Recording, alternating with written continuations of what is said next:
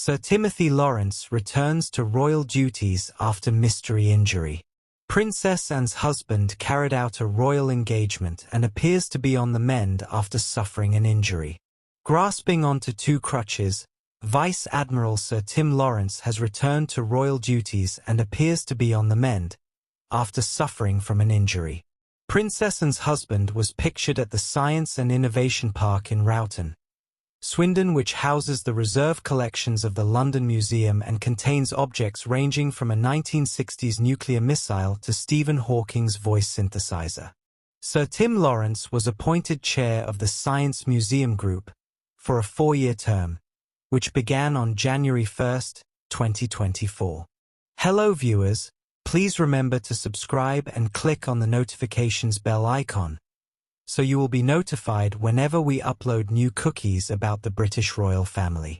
The former naval officer is recovering from a suspected torn ligament which he is understood to have acquired while working on their Gatcombe estate.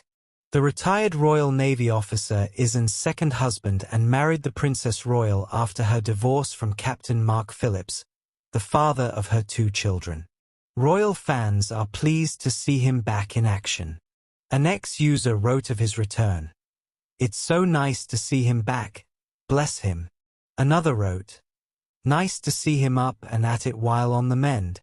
A royal fan added, "It's so nice to see him out and about. I hope he's feeling much better." One said, "Such a great member of the royal family."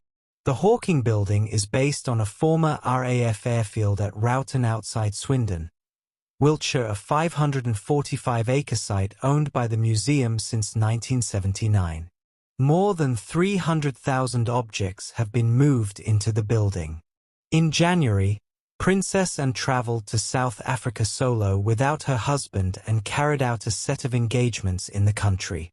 During the 2-day visit, the princess commemorated the sacrifices of black South Africans and other races who played a vital role as military labourers during the First World War. She also unveiled the organisation's Cape Town Labour Corps Memorial, which honours more than 1,700 South Africans who carried out non-combat jobs and died with no known grave or commemoration during the First World War. As an equestrian, and also supported the South African Riding for the Disabled Association, a charity which uses horse riding to help children and adults with physical disabilities to improve their well-being.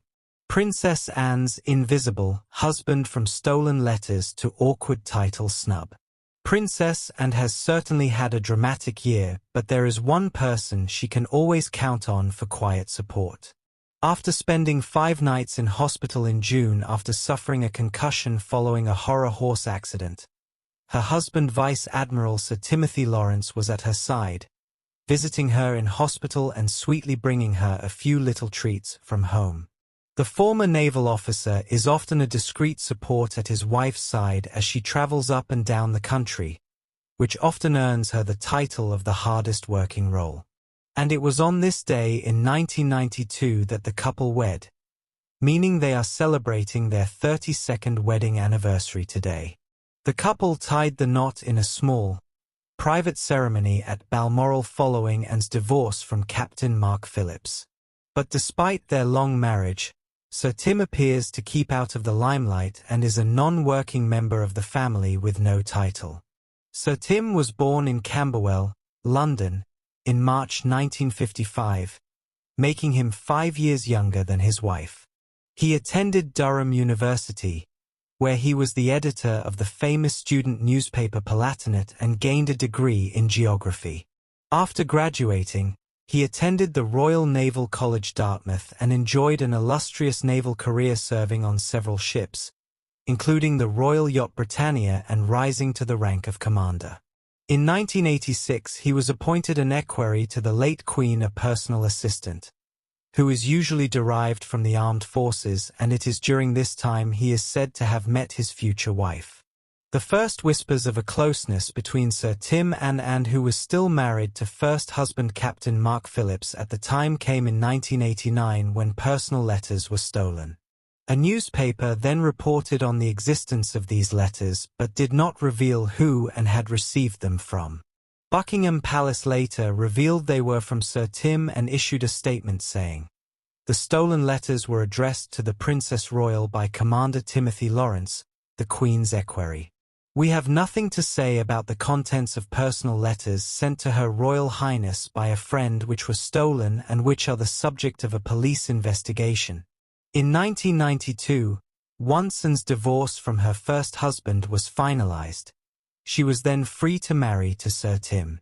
Their wedding took place at Crathy Kirk near Balmoral Castle in a service that was attended by roughly 30 guests, including the late Queen and Prince Philip as well as Anne's children Zara Tindall and Peter Phillips. Instead of a traditional wedding gown, Anne wore a high-neck white midi dress with a matching jacket, carried a posy of heather and wore a sprig of flowers in her hair. The couple then settled and still live together on the Gatcombe estate in Gloucestershire close to both Peter as well as Zara and her husband Mike Tindall. Despite his low-profile nature, it seems Sir Tim holds a special place in the royal family, with the late Queen seemingly fond of him. Although he didn't receive a royal title upon marriage, he was since been made a Knight Commander of the Royal Victorian Order and was also a personal aide-de-camp to the late Queen. Last year, at the time of her Platinum Jubilee celebrations, he was given special permission to join the monarch on the Buckingham Palace balcony after trooping the colour. It had previously been announced that the Queen would only allow working royals to join her for the flypast, but made a special exception for Sir Tim, 2 of her grandchildren and 3 of her great-grandchildren. A palace spokesman explained the decision and said, "In addition, the Cambridge and Wessex children also expected to appear, as is Sir Tim Laurence, who the Queen is happy to attend as a frequent attendee and support for the Princess Royal on official engagements. Princess Anne shows who is boss in royal family as she puts Queen Camilla in her place." A royal expert revealed the details of a very rare moment involving Princess Anne and her sister-in-law Queen Camilla. Her Majesty spent the final days of her life at Balmoral, and by chance, her daughter was already in residence, having travelled to Scotland for some royal engagements. At a recent event where Queen Camilla received an honorary doctorate in literature from Anne, who serves as Chancellor of the University of London, the dynamics between the two royals were on display.